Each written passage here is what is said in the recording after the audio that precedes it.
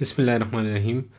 Half wave और full wave control rectifiers ये हम डिस्कस कर चुके हैं। अब फर्दर उसके एनालिसिस में जाएंगे। हमने उनके एवरेज और आरएमएस वैल्यूज़ फाइंड किए हैं। हमने उनके इनपुट पावर फैक्टर, रेजिस्टिव और इंडक्टिव लोड के लिए फाइंड किया है। लेकिन उसके फोरियर एनालिसिस की तरफ हम जाएंगे, प्लस हम उसका जो इफ़ेक्ट है सोर्स इंडक्टेंस का इन सिंगल फेज़ रेक्टिफायर्स के ऑपरेशन के ऊपर, उसको हम देखेंगे। तो ऑब्जेक्टिव क्लियर है। हमारे पास फोरियर सीरीज़ होगा हाफ वेव कंट्रोल रेक्टिफायर का, फुल वेव कंट्रोल रेक्टिफायर का। फिर सोर्स जो है इंडक्टेंस, उसका effect half wave control rectifier के ऊपर, और फिर उसका जो इफ़ेक्ट है फुल वेव कंट्रोल रेक्टिफायर के ऊपर, इसको स्टडी किया जाएगा। तो सबसे पहले हम फोरियर एनालिसिस की तरफ आते हैं हाफ वेव कंट्रोल रेक्टिफायर के। तो हमारे पास ये पर्टिकुलर केस में रेजिस्टिव लोड है, और अगर हमारे पास इंडक्टिव लोड भी होगा तो उसकी जो आउटपुट की वेव फॉर्म है इस तरह की बनेगी, बशर्ते ये कि हम यहाँ पे एक फ्री व्हीलिंग डायोड जो है ऐड करें। तो अगर एक फ्री व्हीलिंग डायोड ऐड करेंगे तो फिर हमारे पास इंडक्टिव लोड के केस में भी जो वेव फॉर्म है वो इसी तरह वी नॉट की जो वेव फॉर्म है वो ऐसे ही बनेगी। तो हम वी नॉट के ऊपर फिर जो फोरियर सीरीज़ है अप्लाई करते हैं तो सेम ही फोरियर सीरीज़ बनेगी जिस तरह रेजिस्टिव केस के लिए बनेगी। तो हमारे पास फोरियर सीरीज़ को रिकॉल करते हैं कि उसमें हम लिखते हैं वी नॉट, फिर उसको लिखते हैं कि ये है sum of average plus cosine terms और साइन टर्म्स। तो कोसाइन के जो कोएफिशिएंट्स हैं, जो उसके एम्पलीट्यूड्स हैं, उसको ए के, और जो साइन के एम्पलीट्यूड्स हैं उनको बी के हम नाम देते हैं। तो ये समेशन जब डीसी को मिला के हम करते हैं तो हमारे पास जो आउटपुट वेव फॉर्म है वो सिंथेसाइज हो जाती है। तो फोरियर एनालिसिस में तीन चीज़ें हम देखेंगे। एक तो वी नॉट एवरेज, फिर ए के ये जो कोएफिशिएंट है, और फिर बी के। तो ये कोएफिशिएंट्स फाइंड करने से हमारे पास फोरियर एनालिसिस कंप्लीट हो जाती हैं और हमें पिक्चर क्लियर हो जाती है कि इसमें एवरेज कंपोनेंट के अलावा कौन से फ्रीक्वेंसी कंपोनेंट्स हैं, उनका एम्पलीट्यूड क्या बनता है। क्योंकि ये कंट्रोल रेक्टिफायर है, इसमें हमारे पास अल्फ़ा जो है फायरिंग एंगल ये चेंज होता है। तो हमारे पास जो इक्वेशंस आएंगी वो as a function of alpha हम डिराइव करेंगे। फिर किसी भी पर्टिकुलर अल्फ़ा के लिए हम उसको इवेलुएट करके हम देख सकते हैं कि उस पर्टिकुलर अल्फ़ा के लिए उसकी वैल्यू क्या है। तो ए के को हम पहले देख लेते हैं, जो कोएफिशिएंट्स हैं हमारे पास या एम्पलीट्यूड्स हैं कोसाइन के। तो 2 ओवर पीरियड जो हमारे पास बन रहा है यहाँ पे 2 पाई का हमारे पास 2 पाई रेडियन का पीरियड बन रहा है। साइकिल जो है 2 पाई है, और 2 पाई से डिवाइड कर देंगे, 2 से मल्टीप्लाई कर देंगे। ये हमारे पास V hat sine omega T इस टाइम पे है वी नॉट आउटपुट वोल्टेज, और इसके साथ मल्टीप्लाई हो जाता है कॉस के ओमेगा टी। इसको सिंप्लीफाई करने के लिए हमारे पास ये आइडेंटिटी यूज़ होगी, sine A times cos B half sine A plus B and sine A minus B. इनका जो सम है sine A plus B plus और साइन ए माइनस बी का सम है। तो यहाँ पे हम लिखेंगे साइन ऑफ ए इसको कह देते हैं और बी इसको कह देते हैं। तो हमारे पास आ जाएगा ए प्लस बी आ जाएगा omega S T into 1 plus के, और अगर हम इसको सब्ट्रैक्ट करते हैं तो हमारे पास आ जाएगा omega S T into 1 minus के। अब इंटीग्रेशन की जो लिमिट्स हैं वो सिंपली हमारे पास जहाँ पे नॉन ज़ीरो है आउटपुट, तो आउटपुट नॉन ज़ीरो है अल्फ़ा से लेके पाई तक। तो ये हमारे पास इंटीग्रेशन की जो लिमिट्स हैं ये आ जाएंगी। तो ये वो हमारे पास जो है सम है, तो हम अलग अलग से इंटीग्रल जो है अप्लाई कर सकते हैं।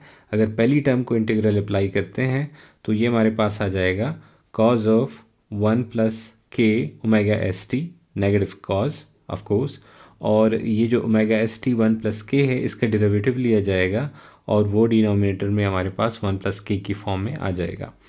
इसी तरह जो दूसरी टर्म है इसका जो इंटीग्रल है वो भी नेगेटिव कॉज आ जाएगा हमारे पास 1 minus k into omega S t, और omega S t times 1 minus k का डेरिवेटिव लिया जाएगा with respect to omega S T, तो उसका जो 1 माइनस के है वो डिनोमिनेटर में आ जाएगा। अब यहाँ पे एक चीज़ इम्पॉर्टेंट है समझाना कि इस इक्वेशन में डिनोमिनेटर में आया हुआ है 1 माइनस के। तो इसका मतलब ये है कि अगर हम 1 सब्स्टिट्यूट करते हैं के की वैल्यू, क्योंकि के जो है हमारे पास होता है इंटीजर, के की जो वैल्यू होती है वो इंटीजर होती है, कि हमारे पास जो हार्मोनिक नंबर है वो 1 हो सकता है, 2 हो सकता है, थर्ड हार्मोनिक की बात करें, फोर्थ की बात करें तो के एक इंटीजर होता है। लेकिन इस इक्वेशन को देखते हुए हमें ये नज़र आ रहा है कि के की वैल्यू 1 नहीं हो सकती, के की वैल्यू जो है 1 से ग्रेटर होगी, उसके लिए ट्रू होगा। तो अगर हमें के की वैल्यू 1 के लिए मतलब a1 जो है हमें फाइंड करना है, तो वो हमें दोबारा से इस इक्वेशन के अंदर, ये जो मेन इक्वेशन है इसमें हमें इसी स्टेज के ऊपर के को 1 सब्स्टिट्यूट कर देना है और फिर सॉल्व करना है।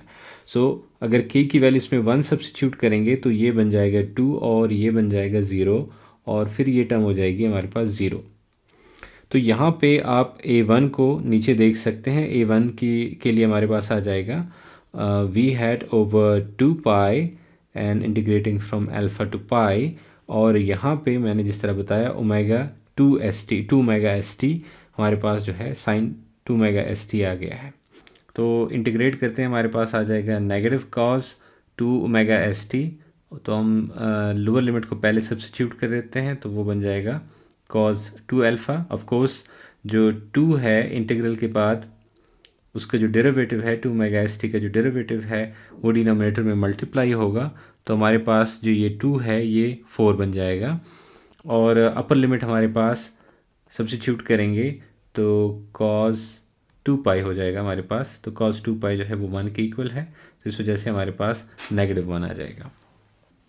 तो बैक टू ए के, अब ये चीज़ ध्यान में रखनी है हमने कि ये जो इक्वेशन है ये सिर्फ के ग्रेटर देन 1 के लिए है, के इक्वल टू 1 के लिए हमारे पास ये इक्वेशन आ चुकी है फंडामेंटल कंपोनेंट के लिए। तो अभी जो डेरिवेशन कंटिन्यू है वो के ग्रेटर देन 1 के लिए, इसका मतलब के इक्वल टू 2, 3, 4 इस तरह के लिए है। तो लिमिट्स को हम सब्स्टिट्यूट कर देते हैं, अपर लिमिट है पाई, लोअर लिमिट है अल्फ़ा। तो हमारे पास ओमेगा एस टी की जगह एक बार जो है हम सब्स्टिट्यूट कर देंगे अल्फ़ा को, और अगली बार हम उसमें सब्स्टिट्यूट कर देंगे पाई को। फिर दूसरे केस में हमारे पास एक बार हम ओमेगा एस टी की जगह अल्फ़ा को सब्स्टिट्यूट कर देंगे और एक बार हम उसमें फिर सब्स्टिट्यूट कर देंगे पाई को। फिर हम एलसीएम ले लेंगे, हमारे पास 1 माइनस के स्क्वेयर आ जाएगा, 1 प्लस के दो जगह पे है, दो जगह पे 1 माइनस के, सो 1 प्लस के टाइम्स 1 माइनस के जो है वो हमारे पास इक्वल हो जाएगा 1 स्क्वेयर माइनस के स्क्वेयर के।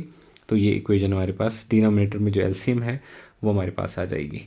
न्यूमरेटर में फिर हम एक्सपेंड करेंगे और एक्सपेंशन के बाद हम जो है इस ए के पे पहुंच जाएंगे।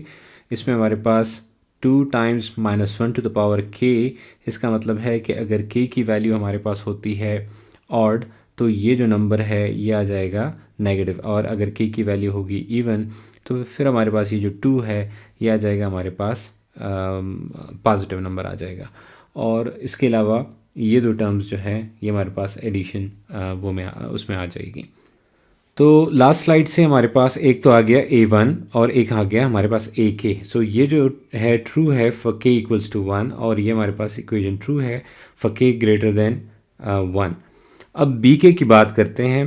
b के में हमारे पास क्या होगा कि जो आउटपुट है V hat sine omega t, इसके साथ मल्टीप्लाई हो जाएगा sine of k omega t. A के केस में कॉस के ओमेगा टी मल्टीप्लाई होता है। तो अब हम ये वाली आइडेंटिटी यूज़ कर सकते हैं कि sine A times sine B equals to half cos A minus B minus cos A plus B. तो ए हमारे पास है अगेन ओमेगा एस टी और हमारे पास के ओमेगा एस टी है बी। तो एक इसका जो डिफरेंस है वो आ जाएगा और दूसरी जगह पे हमारे पास जो इनका सम है वो आ जाएगा। तो इस तरह से हम इसको अब सॉल्व कर पाएंगे, हम जो है इसको इंटीग्रेट कर पाएंगे। तो इनका इंटीग्रल लेंगे कॉस का, हमारे पास साइन के माइनस 1 पाई जो लिमिट है वो डायरेक्टली सब्स्टिट्यूट कर दी है अपर लिमिट, और जो omega S t k minus 1 इसका डेरिवेटिव लेंगे with respect to omega S T, तो हमारे पास के माइनस 1 आ जाएगा डिनोमिनेटर में। इसी तरह इसमें लोअर लिमिट सब्स्टिट्यूट कर देंगे अल्फ़ा और डिनोमिनेटर में उसी तरह के माइनस 1 आ जाएगा। फिर हमारे पास जो दूसरी टर्म है उसके डिनोमिनेटर में आएगा के प्लस 1, उसकी जो अपर लिमिट है वो सब्स्टिट्यूट कर देंगे पाई और उसकी लोअर लिमिट सब्स्टिट्यूट कर देंगे हम अल्फ़ा। तो इसको हम सिंपलीफाई करते हैं, इसको एक्सपेंड, इसका एलसीएम लेते हैं, के स्क्वायर माइनस 1 आ जाता है, और इसको एक्सपेंड करके ऐड कर देते हैं, तो ये एक्सप्रेशन हमारे पास आ जाएगी जो कि ट्रू है for k greater than 1। V hat over pi k times sine alpha cos k alpha minus cos alpha sine k alpha.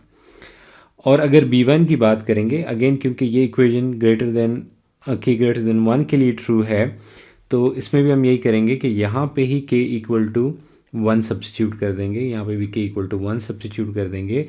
तो ये जो टर्म है ये बन जाएगी हमारे पास 2 ओमेगा एस टी, और यहाँ पे आ जाएगा हमारे पास 0 ओमेगा एस टी। तो 0 ओमेगा एस टी का मतलब है 1, और ये बन जाएगा हमारे पास cos of 2 omega S T. तो इसको अब अगर इंटीग्रेट करते हैं हम, so V hat over 2 pi minus alpha, 1 का इंटीग्रल लेंगे तो पाई माइनस अल्फ़ा, और इस कोसाइन का अगर इंटीग्रल लेंगे तो कॉज का इंटीग्रल होगा साइन। अपर लिमिट सब्स्टिट्यूट करेंगे हम पाई, और लोअर लिमिट सब्स्टिट्यूट कर देंगे हम अल्फ़ा, तो उससे हमारे पास आ जाएगा हाफ साइन 2 अल्फ़ा। तो ये हमारे पास b1 की इक्वेशन और ये हमारे पास bk की इक्वेशन। तो अगर हम इनको सम अप करें तो हमारे पास वी नॉट एवरेज की जो इक्वेशन है हम पहले फाइंड कर चुके हैं कि वी नॉट एवरेज हमारे पास इक्वल होगा 1/2 पाई, इंटीग्रेट करते हैं हम अल्फ़ा से पाई तक, V hat sine omega S t, इसको इंटीग्रेट करते हैं तो हमारे पास ये इक्वेशन आ जाती है वी नॉट एवरेज की।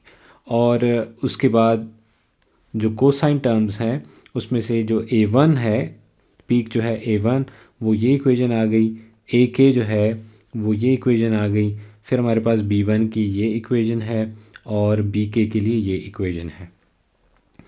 हम अगर किसी भी एक पर्टिकुलर हार्मोनिक की पीक वैल्यू देखना चाहते हैं, साइन और कोसाइन की नहीं, कंबाइन करके देखना चाहते हैं, तो उसमें हम क्या करते हैं, AK और BK का स्क्वायर लेते हैं। फॉर इंस्टेंस अगर मुझे फंडामेंटल कंपोनेंट की पीक चाहिए V01, उसको मैं कह देता हूँ, तो वो हमारे पास A1 square plus B1 square के इक्वल होगा अंडर रूट। तो हम इसमें से डिफरेंट हार्मोनिक्स को यहाँ पे प्लॉट करने लगे हैं कि अगर हम V02 को भी लट से करते हैं तो हमारे पास under root A2 square plus B2 square के इक्वल होगा। तो ये A1 और B1 जो है ये हमारे पास इस इक्वेशन से, इससे फंडामेंटल कंपोनेंट की पीक आ जाएगी। और अगर हमें बाकियों का चाहिए तो वो हम ये जो दो इक्वेशन है AK और BK, इन दोनों से हम कर सकते हैं। लेट्स से अगर थर्ड का भी करना चाहते हैं या फोर्थ का करना चाहते हैं तो हम लिख सकेंगे under root A4 square plus B4 square.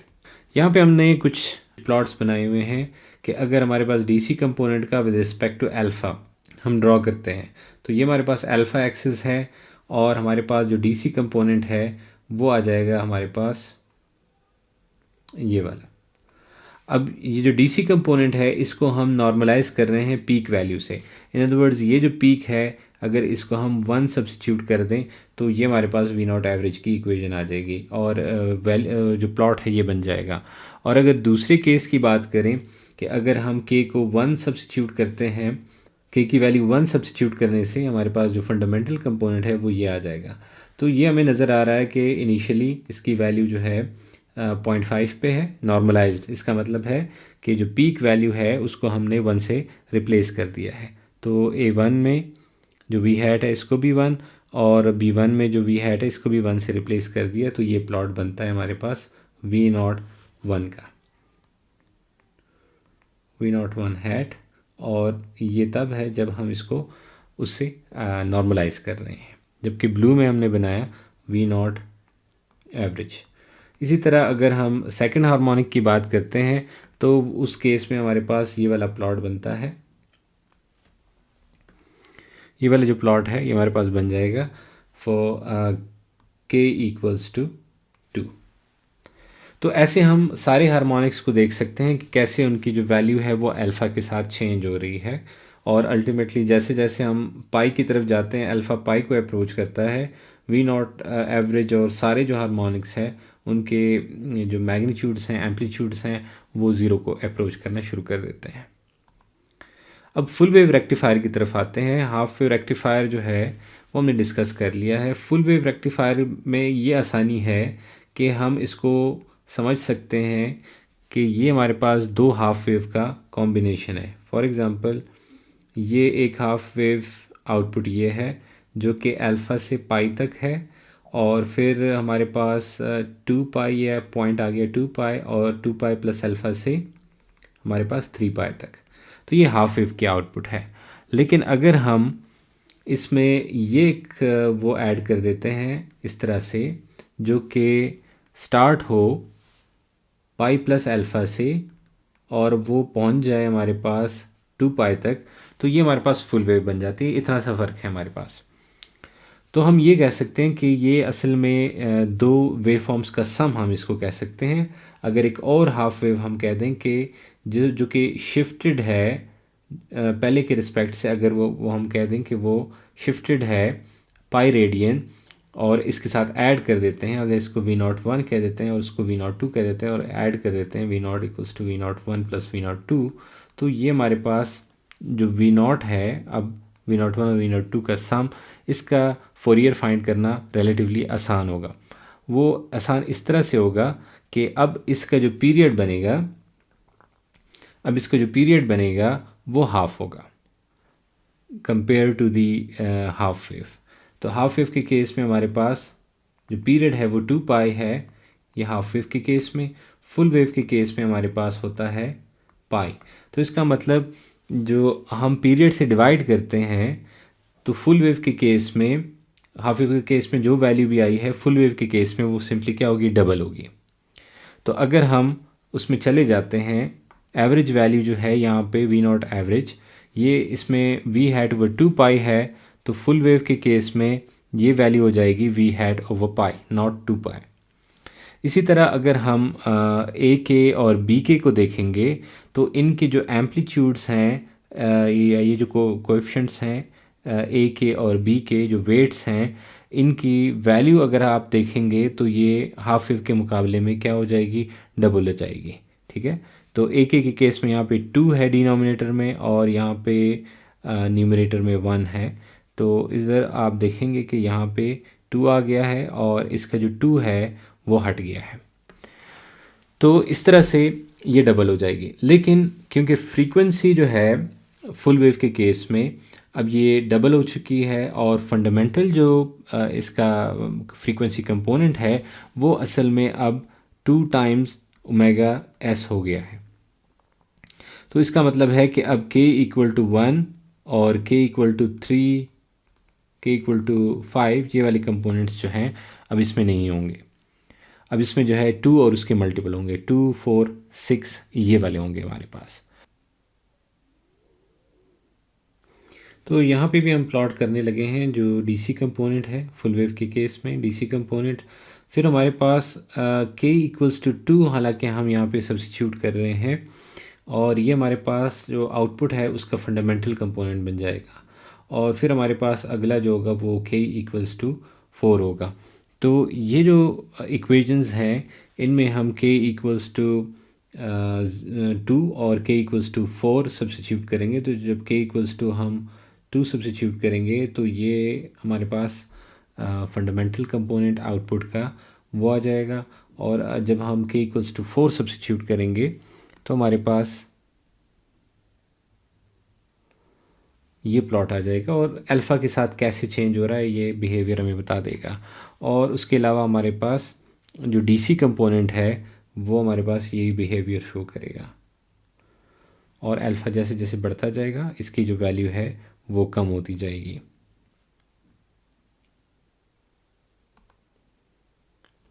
तो यहाँ पे कंपैरिजन है हमारे पास हाफ वेव और फुल वेव का।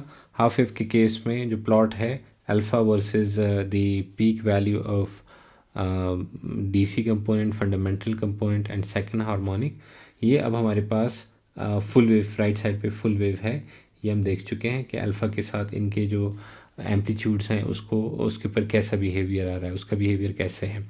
तो इसमें एक को अगर हम आइडेंटिफाई करें तो यहाँ पे जो k इक्वल्स टू 2 के लिए हमारे पास है ये वाला प्लॉट। तो ये हमारे पास फुल वेव के केस में यहाँ पे आ जाता है और वो होता है ऑलमोस्ट डबल, ऑलमोस्ट नहीं बल्कि डबल ही है। ये है फॉर k इक्वल्स टू 2 पे है यहाँ पे, और यहाँ पे हमारे पास, और यहाँ भी है फॉर k इक्वल्स टू 2। अब दूसरे पॉइंट की तरफ आते हैं, effect of source inductance half wave control rectifier में और फिर फुल वेव कंट्रोल रेक्टिफायर में इसको देखेंगे। तो इफ़ेक्ट ऑफ सोर्स इंडक्टेंस, जैसे कि हमें पता है कि अगर हमारे पास यहाँ पे कोई सोर्स इंडक्टेंस नहीं है, अगर इसको हम LC कहते हैं और वो इक्वल टू ज़ीरो है, तो फिर हमारे पास जो करंट का ट्रांजिशन है, फॉर इंस्टेंस IA जो है ये फ़्लो कर रहा है, और IA हमारे पास एकदम से ज़ीरो हो सकता है, और दूसरी साइड पे है ID हमारे पास एकदम से ज़ीरो से पहुंच सकता है। लेट्स से लोड करंट है हमारे पास I0, तो ये है लेवल I0। तो ये जो ट्रांजिशन है ये हमारे पास इन नो टाइम पॉसिबल है कि एक का जो करंट है वो ज़ीरो की तरफ आ जाए और दूसरे का करंट जो है, लेट्स से ये ID है, तो ID जो है वो टेक ओवर कर जाए इन नो टाइम, ये पॉसिबल है। लेकिन अगर हमारे पास कोई सोर्स इंडक्टेंस जो है वो इंट्रोड्यूस हो जाती है, तो उसका प्रॉब्लम ये होगा कि हमारे पास ये जो ट्रांजिशन है कि IA जो है बिल्कुल एकदम से ज़ीरो हो जाए, और या हमारे पास उसके नतीजे में ID जो है वो एकदम से फिर I0 को पहुंच जाए, ये मुमकिन नहीं है because of the source inductance. Source inductance जो है वो चेंज इन करंट को अपोज करेगा। तो नतीजतन क्या होगा कि यहाँ पे हम कह रहे हैं कि कांस्टेंट करंट है, एक करंट सोर्स से इसी वजह से रिप्लेस किया कि हम कह रहे हैं कि कांस्टेंट करंट है। तो इसका मतलब कि एनी टाइम के ऊपर यहाँ पे जो करंट है वो I0 होना चाहिए, और अगर यहाँ पे जो करंट है IA या ID, ये हमारे पास किसी भी पॉइंट के ऊपर इनका जो सम है वो I0 के इक्वल होना चाहिए। तो या तो ये होगा कि एक I0 के ऊपर होगा, दूसरा ज़ीरो होगा, या ये वाला अगर दूसरा I0 को पहुंच जाता है तो पहला वाला हमारे पास वो ज़ीरो को हिट करेगा। तो एक तो ये तरीक़ाकार है, लेकिन अब यहाँ पे ये मुमकिन नहीं है क्योंकि ये जंप जो है ये पॉसिबल नहीं है। तो उसके नतीजे में क्या होगा कि हमारे पास लेट्स से इंडक्टेंस के थ्रू जो करंट फ़्लो हो रहा है, जो कि थायरिस्टर के थ्रू आ रहा है, वो ये फ़्लो कर रहा है हमारे पास, तो इसको कुछ टाइम चाहिए लेट्स से इस तरह ज़ीरो की तरफ पहुँचने के लिए। तो अगर ये इस तरह कुछ टाइम लेगा तो नतीजतन हमारे पास जो ID है वो भी कुछ टाइम लेगा I0 तक पहुंचने के लिए। तो बीच में एक कम्यूटेशन एंगल आ जाएगा, और ये कम्यूटेशन एंगल में क्या होगा कि दोनों डिवाइसेस में से करंट जो है वो फ़्लो कर रहा होगा। जिस तरह डायोड है तो उसमें से भी, और थायरिस्टर इससे भी, तो दोनों डिवाइसेस एक टाइम के ऊपर ऑन हो जाएंगी। ये कहलाएगा हमारे पास कम्यूटेशन स्टेट, और कम्यूटेशन स्टेट में दोनों डिवाइसेस ऑन होती है और उसका इक्विवेलेंट सर्किट ये बन जाएगा। तो इक्विवेलेंट सर्किट से अगर हम देखें तो हमारे पास ये स्विच भी क्लोज़ और ये स्विच भी क्लोज़, जो थायरिस्टर है डायोड दोनों जो है एक क्लोज स्विच की तरह हमारे पास यहाँ पे शो किए गए हैं। और उसके नतीजे में अगर हम इस इंडक्टर के क्रॉस वोल्टेज देखना चाहते हैं तो सिंपल ये जो सोर्स वोल्टेज है VS, और दूसरा जो है इंडक्टर यहाँ पे हमारे पास आ गया VL, इंडक्टर के क्रॉस वोल्टेज। तो हमारे पास इस इंडक्टर LC के क्रॉस जो वोल्टेज है DIS/dt, ये हमारे पास वोल्टेज हो गई है इक्वल टू VS, जो कि इक्वल है V hat sine omega t के। तो ये हमारे पास सोर्स वोल्टेज अप्लाई होगी सारी की सारी इस सोर्स इंडक्टेंस को, और इस सोर्स इंडक्टेंस की वजह से सोर्स करंट की वेवफॉर्म पे क्या फ़र्क पड़ता है, और उसके नतीजे में लोड करंट के ऊपर, लोड वोल्टेज के ऊपर क्या फ़र्क पड़ता है वो, और अल्टीमेटली वो V0 एवरेज को कैसे इफ़ेक्ट करता है। तो ये वो चीज़ है जो कि हम यहाँ पे एनालाइज करने लगे हैं। तो स्टार्ट करते हैं कि लेड डायोड जो है वो कंडक्शन मोड में है, और T जो है थायरिस्टर उसको फायर कर दिया जाता है किसी एंगल अल्फ़ा के ऊपर। तो लेट्स से यहाँ पे हमारे पास डायोड जो है वो कंडक्शन मोड में है, उसमें से करंट फ्लो हो रहा है, और थायरिस्टर जो है वो ऑफ स्टेट में है, लेकिन हम उसको जो है लेट्स से यहाँ पे ज़ीरो है और अल्फ़ा के ऊपर हम उसको ट्रिगर करने लगे हैं, फायर करने लगे हैं। तो जब हम उसको फायर कर देंगे तो उसके नतीजे में क्या हो जाएगा कि ये जो एंगल है सिग्मा, जो कि अल्फ़ा से लेके सिग्मा प्लस अल्फ़ा, ये इसका जो एंगल बनता है, जो इंटरवल बनता है, ये हमारे पास सिग्मा है। इस सिग्मा के दौरान दोनों थायरिस्टर और डायोड जो है ये हमारे पास कंडक्शन मोड में आ जाएंगे। और अगर केवीएल अप्लाई करते हैं तो सोर्स इंडक्टेंस के क्रॉस वोल्टेज आ जाएगी V hat sine omega t. हम इसको इस सिंप्लीफाइड फॉर्म में फ़िलहाल लिख लेते हैं D I S over omega S T. Omega S T को हम यहाँ पे और दूसरी साइड पे भी मल्टीप्लाई कर देते हैं, ये एल सी जो है इधर डिनोमिनेटर में ले आते हैं। अब हम इसको इंटीग्रेट कर लेते हैं। तो इंटीग्रेशन के लिए हमारे पास I S omega S T, ये हमारे पास सोर्स करंट की इक्वेशन आ जाएगी इसमें से। तो V hat over omega S L C जो है इसको हम बार लिख सकते हैं, ये वी हैड भी जो है हम बार लिख सकते हैं। और लोअर लिमिट पहले सब्सिट्यूट कर देंगे, सो वो आ जाएगा, उससे आ जाएगा कॉज अल्फ़ा। अपर लिमिट को बाद में सब्सिट्यूट कर देते हैं, सो हमारे पास cos of omega S T. तो हमारे पास जो इक्वेशन है सोर्स करंट की ये आ जाती है। और यहाँ पे उसका प्लॉट आप देख सकते हैं कि अल्फ़ा से ये करंट शुरू होगा और इस तरह से चलता हुआ ये पहुँच जाएगा लेवल आई नॉट के ऊपर। तो जो कॉज है हमारे पास, कॉज का जो फंक्शन होता है वो ऐसे बनता होता है। और अगर हम इसको बना दें नेगेटिव कॉज, तो नेगेटिव कॉज की जो शेप है वो ऐसे बन जाएगी। और अगर हम उसमें 1 ऐड कर देंगे तो ये जो ज़ीरो लेवल है यहाँ से ऐसे चलेगी।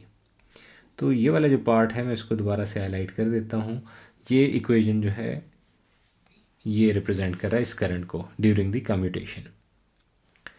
अब जब omega S T alpha plus sigma तक पहुँचता है तो यहाँ पे हमारे पास जो करंट है थ्रू थायरिस्टर वो आई नॉट लेवल जो है वो अचीव कर देता है, जो कि लोड करंट है। तो हम आई एस को सब्सिट्यूट कर देते हैं इक्वल टू आई नॉट, और जहाँ पे हमारे पास ओमेगा एस टी आ रहा है उसको हम कह देते हैं कि ये हमारे पास है अल्फ़ा प्लस सिग्मा, ये इक्वल है अल्फ़ा प्लस सिग्मा के। तो इसको अगर हम cause of alpha plus sigma के लिए सॉल्व करें, जब हम ये ओमेगा एस टी मल्टीप्लाई कर देते हैं आई नॉट के साथ और डिवाइड कर देते हैं वी हैड से, तो ये वाली टर्म आ जाएगी। और फिर हम इसको दूसरी साइड पे मूव कर देते हैं, cos of alpha plus sigma को दूसरी साइड पे, तो हमारे पास cos alpha minus I naught V S L C over V hat, ये इक्वेशन आ जाएगी हमारे पास cos of alpha plus sigma की। ये हमने अभी आगे यूज़ करना है इस इक्वेशन को। तो अब वी नॉट एवरेज के ऊपर क्या फ़र्क पड़ेगा इससे? वी नॉट एवरेज के ऊपर फ़र्क ये पड़ेगा कि अब हमारे पास, क्योंकि जो डायोड है वो कंडक्शन स्टेट में होता है और थायरिस्टर जो है वो भी कंडक्शन स्टेट में होता है, और एक ऐसा टाइम आता है कि जब करंट ट्रांसफ़र हो जाता है पूरा का पूरा डायोड से थायरिस्टर पे। तो अब ये जो ओवरलैप का जो पीरियड आ रहा है हमारे पास, इस ओवरलैप के पीरियड में क्या होगा कि डायोड जब कंडक्शन मोड में होगा तो इसका मतलब ये जो दो एंड्स हैं ये आपस में इसको कनेक्ट कर देगा और लोड वोल्टेज जो है उस टाइम पे होगी ज़ीरो। तो इसका मतलब है कि अल्फ़ा से लेके सिग्मा प्लस अल्फ़ा तक हमारे पास जो वी नॉट है वो ज़ीरो रहेगी। तो मतलब ये हुआ कि अब हमने अल्फ़ा से पाई तक इंटीग्रेट नहीं करना, बल्कि हमने अल्फ़ा प्लस सिग्मा से पाई तक इंटीग्रेट करना है लोड वोल्टेज को, या सोर्स वोल्टेज इस टाइम पे वी नॉट है। सो ये हमारे पास एक्चुअली वी एस है जो कि वी नॉट बन रहा है। तो अब हम लोअर लिमिट को पहले सब्सिट्यूट कर देते हैं, माइनस अपर लिमिट को बाद में सब्सिट्यूट कर देते हैं, और कॉज ऑफ पाई इज़ -1 जो कि माइनस के साथ हो जाएगा +1। अब इसमें ये जो इक्वेशन है हमारे पास, जो cause of alpha plus sigma की इक्वेशन निकाली थी, अगर ये हम सब्सिट्यूट कर देते हैं तो हमारे पास इक्वेशन आ जाएगी 1 + cos alpha minus I naught omega S L C over V hat times V hat over 2 pi. तो ये है वी नॉट एवरेज की इक्वेशन अगर हमारे पास सोर्स इंडक्टेंस है। वेव फॉर्म को समझ लेते हैं। यहाँ पे वेव फॉर्म हमारे पास कैसे बन रही है। तो जिस तरह बताया गया कि सोर्स करंट अब शुरू होगा अल्फ़ा से, और अल्फ़ा प्लस सिग्मा तक जो है सोर्स करंट राइज होगा। सोर्स करंट सेम है हमारे पास थायरिस्टर करंट के, जो कि आई ए हम उसको कह रहे हैं। तो ये सोर्स करंट और या थायरिस्टर करंट जो है ऐसे फ्लो का इंक्रीज़ करेगा, और फिर जब आई नॉट लेवल तक पहुंच जाएगा तो ये हमारे पास फ्लैट हो जाएगा। और फिर जब ये ऑफ होने लगेगा फिर एक कम्यूटेशन का स्टेट आएगा जिसमें सोर्स करंट जो है वो आहिस्ता से पहुंचेगा ज़ीरो की तरफ और जो डायोड करंट है वो राइज करेगा। यहाँ पे ये जो ट्रांजिशन है वो इधर शो कराई गई है कि हमारे पास जो डॉटेड लाइन है ये हमारे पास आई डी है। तो जब आई डी ज़ीरो की तरफ आता है तो आई ए हमारे पास ऊपर की तरफ जा रहा होता है, फिर जब आई ए नीचे आ रहा होता है तो आई डी ऊपर की तरफ जा रहा होता है। और बीच में ये जो टेक ओवर है इसके दौरान दोनों थायरिस्टर और डायोड जो है दोनों ऑन हो जाते हैं। तो अगर सिर्फ थायरिस्टर ऑन है तो फिर तो हमारे पास वी नॉट है इक्वल टू वी एस, लेकिन अगर हमारे पास डायोड ऑन है तो फिर हमारे पास वी नॉट हो जाती है इक्वल टू ज़ीरो। तो हमारे पास वी नॉट की जो वेव फॉर्म है ये हम देख सकते हैं कि अब अल्फ़ा से पाई की तरफ नहीं है बल्कि अल्फ़ा प्लस सिग्मा से पाई तक जो है ये वी नॉट बन रहा है। तो इसका मतलब है ये जो पार्ट है ये इसने कम्यूटेशन इंडक्टेंस की वजह से ये ट्रिम हो गया हमारे पास। तो थायरिस्टर के क्रॉस जो वोल्टेज है इसको हम देख लेते हैं। थायरिस्टर के क्रॉस वोल्टेज हमारे पास, क्योंकि यहाँ से ही थायरिस्टर की कंडक्शन शुरू हो जाती है अल्फ़ा से, इस वजह से वो हो जाएगा ज़ीरो हमारे पास। फिर जब कम्यूटेशन दोबारा आएगा तो फिर भी वो कंडक्शन मोड में ही है तो वहाँ पे भी आएगा हमारे पास ज़ीरो। और उसके बाद हमारे पास थायरिस्टर जो है वो हो जाएगा ओपन। तो जब थायरिस्टर ओपन होगा तब हमारे पास उसके क्रॉस जो वोल्टेज होगी वो इक्वल होगी वी ए के इक्वल होगी वी एस के। तो सोर्स वोल्टेज का ये जो स्लाइस है यहाँ से यहाँ तक जो कि अल्फ़ा 2 पाई प्लस अल्फ़ा तक, यहाँ तक हमारे पास उसके क्रॉस वोल्टेज रहेगी। और फिर जब वो ट्रिगर होगा तो उसके क्रॉस वोल्टेज फिर हो जाएगी ज़ीरो। ओके, अब हम voltage across the commutation inductor जो है वो देख लेते हैं। Let just call it V L C. तो इसके क्रॉस जो वोल्टेज है हमने बताया कि अगर हमारे पास थायरिस्टर कंडक्शन मोड में आ जाता है, थायरिस्टर जब कंडक्शन मोड में आ जाता है और उसके अक्रॉस उसके थ्रू जो करंट है वो कांस्टेंट हो जाता है, जब थायरिस्टर में से करंट आई ए जो कि इक्वल टू आई एस है वो कांस्टेंट हो जाता है, तो इसका मतलब है इसके क्रॉस वोल्टेज हो जाएगा ज़ीरो क्योंकि डेरिवेटिव इन्वॉल्व हो रहा है। तो इसके क्रॉस जो वोल्टेज है वो ज़ीरो रहेगा। दूसरा, अगर हमारे पास ये थायरिस्टर ऑफ स्टेट में है तब भी हमारे पास जो करंट है वो रहेगा ज़ीरो, तो उसके नतीजे में थायरिस्टर वोल्टेज भी रहेगा ज़ीरो। ये जो कम्यूटेशन स्टेट है यहाँ पे, इस दौरान हमारे पास क्या हो रहा है कि ये डायोड भी ऑन है और ये थायरिस्टर भी ऑन है। तो उस टाइम पे हम कहते हैं इस इंडक्टेंस के क्रॉस जो वोल्टेज है वो सोर्स वोल्टेज के इक्वल है। तो सोर्स वोल्टेज का ये जो पार्ट है, ये जो चंक है, ये हमारे पास उठ के हम यहाँ पे प्रोड्यूस कर देते हैं, उठा के ये प्रोड्यूस करेंगे, ये बनेगा हमारे पास voltage across the source inductance. फिर जब दोबारा यहाँ पे कम्यूटेशन चल रहा होगा तो उस टाइम पे सोर्स वोल्टेज का ये जो पार्ट है ये हमारे पास अपीयर हो जाएगा अक्रॉस दी कम्यूटेशन इंडक्टेंस। अब फुल वेव के बारे में भी यही होगा कि हमारे पास जो ट्रांजिशन है वो मुमकिन नहीं है कि हमारे पास सोर्स करंट यहाँ पे लेट्स से फ्लो कर रहे हैं नेगेटिव और वो एकदम से पॉजिटिव की तरफ जंप करें अगर हमारे पास सोर्स इंडक्टेंस इन्वॉल्व हो जाता है। सोर्स इंडक्टेंस के बगैर ये जो जंपिंग है ये ठीक है, लेकिन सोर्स इंडक्टेंस आ जाएगा तो फिर इसको भी कुछ टाइम चाहिए होगा कि ये यहाँ से उस लेवल तक पहुँच सके सोर्स इंडक्टेंस। इसी तरह फिर अगर उस लेवल से यहाँ पे आएगा तो फिर इसको कुछ टाइम चाहिए होगा। अब उसके नतीजे में क्या होगा कि हमारे पास ये जो चार थायरिस्टर्स हैं ये चारों के चारों ऑन हो जाएंगे एक साथ अगर हमारे पास कम्यूटेशन स्टेट आता है, क्योंकि पेयर में चल रहे होते हैं। हमारे पास T1 T2 ऑन होता है और उससे करंट ट्रांसफ़र होता है T3 T4। तो अगर पहला पेयर जो है वो ऑन है और अगला पेयर ऑन होने लगा है, एक पेयर से करंट ट्रांसफ़र होने लगा है दूसरे पेयर पे, तो उस पेयर ट्रांसफ़र के केस में क्या हो जाएगा कि चारों थायरिस्टर ऑन हो जाएंगे। अब जब चारों थायरिस्टर ऑन हो जाएंगे तो नतीजा क्या होगा, मैं इधर एक इक्विवेलेंट सर्किट बना लेता हूँ। लेट्स से ये हमारे पास जो है क्लोज स्विचेस हैं, तो इसका मतलब है इस सोर्स इंडक्टेंस के क्रॉस वोल्टेज जो है वो क्या बनेगी, राइज, और ये हमारे पास ड्रॉप। सो इस इंडक्टेंस के क्रॉस जो वोल्टेज बनेगी वो इक्वल टू सोर्स इंडक्टेंस होगी ड्यूरिंग द कम्यूटेशन।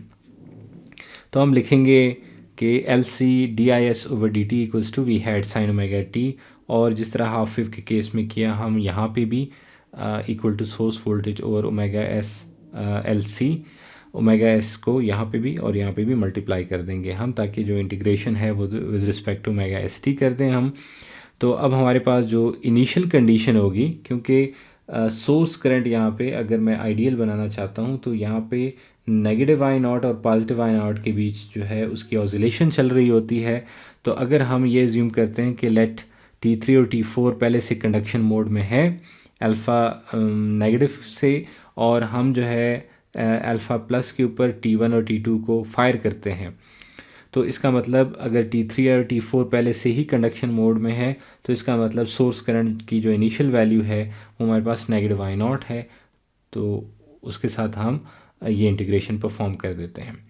तो इस इंटीग्रेशन में से सेम वैसे ही रिज़ल्ट आएगा जिस तरह हाफ वेव के केस में है, लोअर लिमिट को पहले अपर लिमिट को बाद में सब्स्टिट्यूट कर दें। अब जब हम पहुंचते हैं omega S t equals to alpha plus sigma पे, तो वहाँ पे हमारे पास क्या होगा कि करंट जो है वो नेगेटिव आई नॉट से वो ट्रांसफ़र हो चुका होगा पॉजिटिव आई नॉट पे, और ये जो इंटरवल है ये इंटरवल बनेगा हमारे पास सिग्मा, जो कि कम्यूटेशन एंगल बनेगा। तो हम सब्स्टिट्यूट कर देते हैं ओमेगा एस टी की जगह अल्फ़ा प्लस सिग्मा। तो यहाँ पे ओमेगा एस टी की जगह alpha plus sigma negative I not वापस प्रोड्यूस कर देंगे कॉज अल्फ़ा, और बाकी टर्म्स जो है वापस आ जाएंगी। और ये नेगेटिव आई नॉट को यहाँ पे लेके आके इसको बना देते हैं 2 आई नॉट, और ये मल्टीप्लाई कर देते हैं तो 2 I naught omega S L C, और इसको डिनोमिनेटर में ले आएंगे so divide by V hat, तो ये टर्म बन जाएगी। और कॉज अल्फ़ा को इसके साथ लगा देते हैं, ये दूसरी साइड पे ले जाके कॉज अल्फ़ा प्लस सिग्मा बना देते हैं। तो अब अगर वी नॉट एवरेज की इक्वेशन बनाएंगे तो वी नॉट एवरेज की जो इक्वेशन बनेगी वो होगी 1/पाई, पीरियड है अब हमारे पास फुल वेव के केस में पाई, अल्फ़ा प्लस सिग्मा से स्टार्ट होगा हमारे पास और पाई प्लस अल्फ़ा तक। तो ये इंटीग्रेशन परफॉर्म करेंगे हम, हमारे पास जो लोअर लिमिट है वो पहले सब्स्टिट्यूट कर देंगे, अपर लिमिट को बाद में, that is pi plus alpha. तो cos of pi plus alpha इसको हम एक्सपेंड करेंगे cos pi cos alpha and minus sine pi sine alpha. तो जब हमारे पास यहाँ पे साइन पाई आ गया तो ये ज़ीरो, और कॉस पाई जो है वो -1 के इक्वल है, तो यहाँ पे आ गया नेगेटिव कॉज अल्फ़ा, और ये माइनस के साथ वो हो जाएगा positive, so plus cos alpha. अब जो कॉज अल्फ़ा प्लस सिग्मा की इक्वेशन हमने पिछली स्लाइड पे डिराइव की वो ये है, और इसको अब हम यहाँ पे यूज़ कर लेते हैं। तो हमारे पास इक्वेशन आ जाएगी V naught average equals to V hat over pi 2 cos alpha minus 2 I naught omega S L C over V hat. तो अब इसमें जो 2 है इसको हम कॉमन निकाल सकते हैं इसमें से, so 2 V hat over pi cos alpha I naught omega S L C over V hat. तो ये इक्वेशन हमारे पास है वी नॉट एवरेज की जब हमारे पास सोर्स इंडक्टेंस हो फुल वेव रेक्टिफायर में। वेव फॉर्म्स को हम देख लेते हैं। अल्फ़ा से पहले लेट्स से T3 और T4 जो है वो कंडक्शन मोड में है। अल्फ़ा के ऊपर जो है हम ट्रिगर कर देते हैं 1 और 2 को। तो इनके ट्रिगर करने से क्या होगा कि T1 से लेकर T4 तक जो थायरिस्टर हैं सारे के सारे ऑन मोड में आ जाएंगे, सारे ऑन हो जाएंगे। इंडक्टर के क्रॉस वोल्टेज आ जाएगा इक्वल्स टू VS। तो ये जो पार्ट है VS का ये आ जाएगा अक्रॉस दी सोर्स इंडक्टेंस। तो थायरिस्टर 3 और 4 से करंट कम होना शुरू हो जाएगा और 1 और 2 में से जो है करंट राइज़ करना शुरू करेगा, और फिर हमारे पास अल्फ़ा प्लस सिग्मा के ऊपर जो 1 और 2 में से करंट है वो अचीव कर लेगा आई नॉट लेवल को। आउटपुट वोल्टेज को देख लेते हैं। तो आउटपुट वोल्टेज हमारे पास 0 रहेगी, और फिर जब हमारे पास ट्रिगर कर देते हैं 1 और हम 2 को, तो उनकी ट्रिगर करने से चारों के चारों थायरिस्टर ऑन हो जाएंगे। तो लेट्स से अगर 3 और 2 और 1 और 4 सारे ऑन हैं तो इसका मतलब वी नॉट के दोनों साइड जो है ये आपस में एक ही पॉइंट बन रहे हैं। इसका मतलब जो वोल्टेज है वो हमारे पास 0 रहेगी। और ज़ीरो रहने के बाद फिर जब 1 और 2 कंडक्शन मोड में फुली आ जाएंगे और 3 और 4 ऑफ हो जाएंगे तो वी नॉट हमारे पास इक्वल टू वी एस हो जाएगा।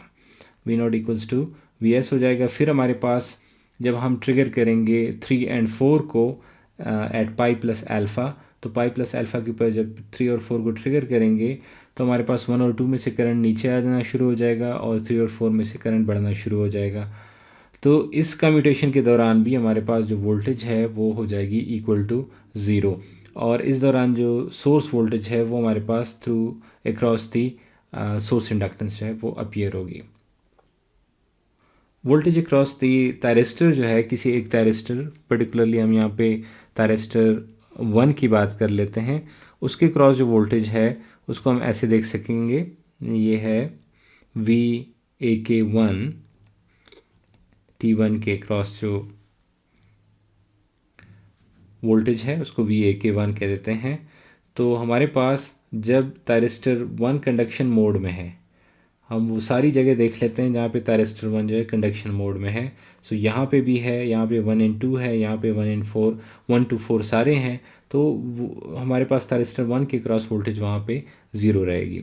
और जब वो ऑफ हो जाता है तो सोर्स वोल्टेज जो है हमारे पास उसके क्रॉस आना शुरू हो जाएगी, और जब हम दोबारा से ट्रिगर करेंगे 1 और 2 को तो उसके बाद फिर से हमारे पास उसके क्रॉस वोल्टेज जो है वो ज़ीरो हो जाएगी।